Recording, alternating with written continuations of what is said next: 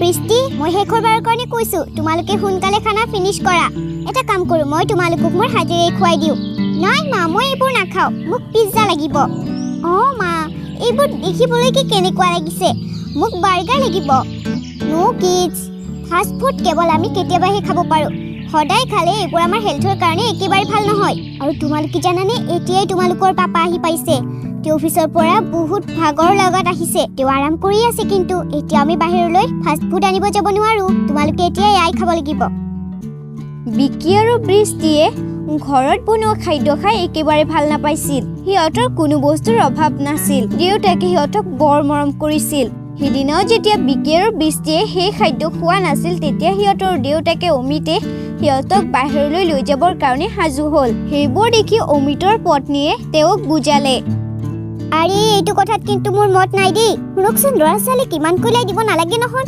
ইহঁতে সেইবোৰ খাই খাইতে ঘৰত বনোৱা একো বস্তুৱেই নাখায় আৰে জুনাৰী তুমি বেছি ভাবিছা তুমি সোনকালে বাহিৰলৈ যাবলৈ সাজু হৈ আহা আৰু সৰু ল'ৰা ছোৱালী হয় এতিয়া বুজি পোৱা হোৱা নাই ডাঙৰ হলে সিহঁতেও ঘৰৰ খানা খাব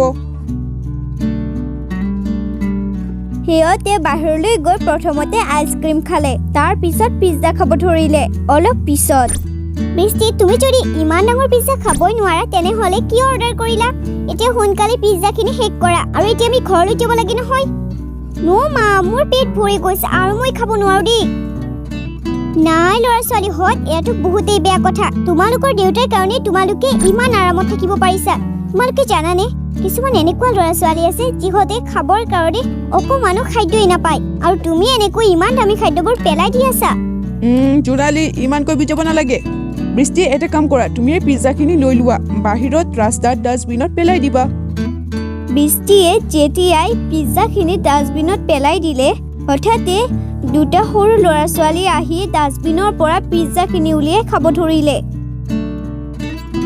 Oh my god এইবোৰ কেনেকুৱা লেতেৰা মানুহ হয় ছি ইহঁতে কেনেকৈ ডাষ্টবিনৰ পৰা বস্তু লৈ খাব ধৰিছে ইহঁতৰ কাপোৰবোৰ কেনেকুৱা লেতেৰা আৰু বেয়া নাই বৃষ্টি তেনেকৈ ক'ব নাপায় নহয় সিহঁত দুখীয়া হয় সেইবাবে এনেকুৱা কৰিবলগীয়া হৈছে মই তোমাক ভিতৰত এয়াই বুজাব চেষ্টা কৰি আছিলো তুমি যিবোৰ পিজ্জা ডাষ্টবিনত পেলাই দিলা সিহঁতে চাগে জীৱনতো এই পিজ্জা নিজে কিনি খাব নোৱাৰে কিন্তু মা ইহঁত ইমান দুখীয়া কেনেকৈ হ'ব পাৰে যে ইহঁতে নিজে বস্তু কিনি খাব নোৱাৰে ডাষ্টবিনৰ পৰা বস্তু খাব লাগে বেটা সকলো তোমালোকৰ নিচিনা লাকি হ'বতো নোৱাৰে এতিয়া দেখিলা নহয় সেইবাবে আমি কোনো বস্তু এনে ৱেষ্ট কৰিব নালাগে সিহঁতে ঘৰলৈ গৈ থাকোঁতে হঠাতে মাজ ৰাস্তাত সিহঁতৰ গাড়ীৰ টায়াৰ পামচাৰ হৈ গ'ল সিহঁত সকলো অকলশৰীয়া ঠাইত ৰৈ আছিল আৰু ৰাতিও বহুত হৈছিল অমিতে নিজৰ পৰিয়ালক লৈ গাড়ীৰ পৰা নামাৰ লগে লগে দুজনমান ডকাইত আহি সিহঁতৰ ওপৰত আক্ৰমণ কৰিব ধৰিলে আৰু ডকাইত দুজনে সিহঁতক চুৰি দেখাই সিহঁতৰ সকলো মূল্যৱান সামগ্ৰী খুজিব ধৰিলে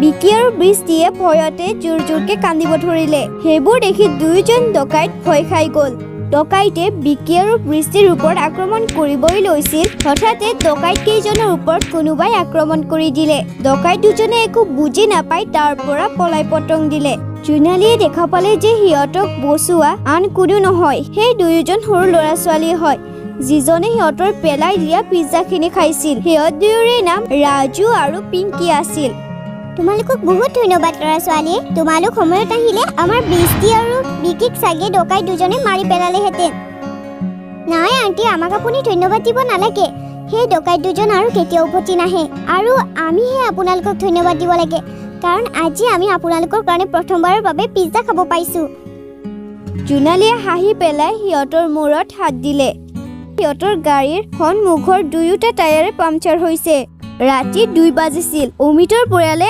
অকলশৰীয়া ৰাস্তাত ৰৈ আছিল অমিতহঁতৰ ঘৰটো ইয়াৰ পৰা বহু দূৰত আছিল সিহঁতক ইমান চিন্তিত দেখি পিংকিয়ে ক'লে আংকল আপোনালোকে আমাৰ ঘৰলৈ যাব পাৰে নহ'লে এইটো বহুত অকলশৰীয়া ঠাই হয় ইয়াত বহুত ডকাইত আৰু চোৰো থাকে আমাৰ ঘৰ ওচৰতে আছে কি তোমালোকৰ ঘৰ নাই নাই আমি ইয়াতে ঠিক আছো মোৰ এনেকুৱা লাগিছে ল'ৰা ছোৱালী দুটাই ঠিকেই কৈছে আমি ইমান ৰাতি ইয়াত থকাটো বিপদজনক হ'ব পাৰে আমি সিহঁতৰ লগতে সিহঁতৰ ঘৰলৈ যাব লাগিব সিহঁতে গোটেই কেইটা পিংকি আৰু ৰাজুৰ ঘৰলৈ গ'ল ৰাজু আৰু পিংকিৰ ঘৰটো বহুত সৰু আৰু ভঙা আছিল ৰাজু আৰু পিংকিয়ে নিজৰ মাক শিলাৰ সৈতে থাকিছিল শিলা অন্ধ আছিল আৰু ঘৰ গৈ পায়ে ৰাজু আৰু পিংকিয়ে শিলা খাবতি ধৰিলে ৰাজু বেটা, পিংকি বেটি, তোমালোক আহিলা। ইমান দেৰি হ'ল যে। মা, এইবোৰ এৰা। এয়া চোৱা, আমি আজি তোমাৰ বাবে কি আনিছো। তাৰ পিছত ৰাজুৱে পিজ্জাৰ এটা সৰু টুকুৰা চিলাক খুৱাব ধৰিলে। ছি, এইখিনিতো সেই পিজ্জা হয় যে। মই বৃষ্টি, চুপ থাকা। বৃষ্টি আৰু জোনালীৰ মাত শুনি চিলা আচৰিত হ'ল আৰু চিলাই সিহঁতৰ বিষয়ে সুধিলে। ৰাজুৱে চিলাক সকলোবোৰ ঘটনা ক'লে। ৰাজু, তোমালোকে বহুত ভাল কৰিলা ইহঁতক ইয়াত আনি। বাইদেউ, এই ভঙা জুপুৰিটো আপোনালোকৰ উপযুক্তটো নহয়, কিন্তু ৰাতি ৰাস্তাত থকাটো বহুত বিপদজনক। তাতকৈ আপোনালোক ইয়াতে ৰাতিটো কিবা কৰি কটাওক। আৰে নাই নাই, আপোনালোকে আমাক এইখিনি সহায় কৰিছে, সেয়াই বহুত। সঁচাকৈ আপুনি আৰু আপোনাৰ ল'ৰা ছোৱালী বহুতেই ভাল হয়, কিন্তু আপোনালোক ইয়াত অকলে। আপোনাৰ স্বামী ক'ত থাকে? মোৰ স্বামী বহুত আগতেই ঢুকাল। মই আৰু মোৰ স্বামীৰ এইবাৰ একেলগে এক্সিডেণ্ট হৈছিল, আৰু সেই এক্সিডেণ্টত মোৰ স্বামীৰ মৃত্যু হ'ল আৰু মই মোৰ চকু দুটা হেৰুৱালোঁ। তেতিয়াৰে পৰা মই ল'ৰা ছোৱালী দুটাক দুবেলা দুমুঠি খুৱাবও নোৱাৰোঁ। সিহঁতে ৰাস্তাত পৰি থকা বস্তু খাব লাগে। জোনালীৰ সিহঁতৰ কাৰণে বৰ বেয়া লাগিল। তাৰ পিছত অমিতে নিজৰ পৰিয়ালৰ সৈতে তাতেই বহি ৰাতিপুৱা হোৱাৰ অপেক্ষা কৰিব ধৰিলে। মা, মোৰ বহুত ভোক লাগিছে। আৰে বিকি বেটা, তোমালোকেতো অলপমান আগতে পিজ্জা, আইচক্ৰীম খাইছা। ইমান ভোক লাগিল নে? ৰাতিপুৱা হোৱাৰ অপেক্ষা কৰাচোন, আমি ঘৰ গৈ পায়ে ভালদৰে খানা খাম। মা, মোৰো বহুত ভোক লাগিছে। ৰাতিপুৱালৈ বহুত দেৰি হৈ যাব। জোনালী আৰু অমিতৰ বৃষ্টি আৰু বিকিক খুৱাবলৈ একোৱেই নাছিল। জোনালীয়ে সিহঁতক বুজাই আছিল। তেতিয়াই ৰাজুই ক'লে, এয়া লোৱা বন্ধু, তুমি এয়া খাই লোৱা। ৰাজুৰ হাতত এখন কাঁহীত 2খন শুকান ৰুটি আছিল আৰু তাৰ কাষত নিমখ অকণমান। ৰাজু বেটা, তুমি বিকিক দি দিলে তোমালোকে কি খাবা? এইবোৰ তোমালোকেই খোৱা। মই এইবোৰ নাখাওঁ দেই। নাজানো ক'ৰ পৰা যে ৰাস্তাৰ পৰা উঠাই আনিছে। নহয় বন্ধু, এই ৰুটি মই আৰু মোৰ ভণ্টীয়ে দিনত বনাইছিলোঁ। তোমাৰ ভোক লগা বাবে মই ভাবিলোঁ তুমি এয়া খাবা। বিকি, মানুহৰ লগত তেনেকৈ কথা পাতে নেকি? তোমাৰ ব্যৱহাৰ বোলা বস্তুটো নাই। বৃষ্টি আৰু বিকিৰ বহুত ভোক লাগিছিল। ৰাতিটো সিহঁতে ৰুটি খাবলৈ মানা কৰি দিলে আৰু ৰাতিপুৱা হোৱাৰ পিছতো সিহঁতৰ গাড়ীখন ভালেই হোৱা নাছিল। অমিতে সহায়ৰ বাবে অলপ আনফালে গ'ল। বৃষ্টি আৰু বিকিৰ বহুত ভোক লাগিছিল। তেতিয়া সিহঁতে দেখা পালে যে ৰাজু আৰু পিংকিয়ে মাটিৰ চৌকাত গৰম গৰম ৰুটি বনাই আছে। এতিয়া বৃষ্টিয়ে ভোকত থাকিব নোৱাৰা হৈছিল। সেইবাবে তাই মাকক ক'লে, মা, মই আৰু ভোক সহ্য কৰিব নোৱাৰোঁ। ইহঁতক কোৱাচোন মোকো এখন ৰুটি দিব। বৃষ্টিৰ কথা শুনি ৰাজু আৰু পিংকিয়ে বহুত মৰমেৰে এখন কলপাতত গৰম গৰম ৰুটি আৰু নিমখ দিলে। পিংকি আৰু বৃষ্টিয়ে বহুত উৎসাহেৰে ৰুটি খাব ধৰিলে। সিহঁতে সেই ৰুটিখিনি খাই বহুত শান্তি পালে। তেতিয়াই অমিত তালৈ আহিলে। বিকি বেটা, বৃষ্টি বেটি, সোনকালে এইফালে আহা। মই ওচৰতে এখন ৰেষ্টুৰেণ্ট পালোঁ আৰু তাৰ পৰা মই বাৰ্গাৰ লৈ আহিছোঁ। পাপা, আমি বাৰ্গাৰ নাখাওঁ। এয়া চোৱাহিচোন, আমাৰ বন্ধু পিংকি আৰু ৰাজুৱে কিমান ধুনীয়া ৰুটি বনাইছে। খাই বৰ সোৱাদ লাগিছে দেই। বৃষ্টিৰ কথা শুনি অমিত আচৰিত হৈ গ'ল। অমিতে যেতিয়াই বৃষ্টি আৰু বিকিক বাধা দিবলৈ গ'ল, জোনালীয়ে ৰখালে। ৰ'ব, ইহঁতক নৰখাব। আজি প্ৰথমবাৰৰ বাবে আমাৰ ল'ৰা ছোৱালী দুটাই ভোক আৰু খোৱা বস্তুৰ মূল্য বুজি পাইছে, আৰু সেয়া আমাৰ ল'ৰা ছোৱালী দুটাৰ কাৰণে বহুতেই জৰুৰী। তাৰ পিছত জোনালীয়ে অমিতে অনা বাৰ্গাৰ দুটা পিংকি আৰু ৰাজুক দি দিলে। অমিতে নিজৰ লগত এজন মেকানিকলৈ আহিছিল। অলপ পিছতে সিহঁতৰ গাড়ীখন ঠিক হৈ গ'ল। সিহঁতে ঘৰলৈ যোৱাৰ আগতে জোনালীয়ে চিলাক হাতযোৰ কৰি ক'লে, শিলা বাইদেউ, আপোনাক আমি যিমান ধন্যবাদ দিওঁ সিমানেই আমাৰ বাবে কম হ'ব।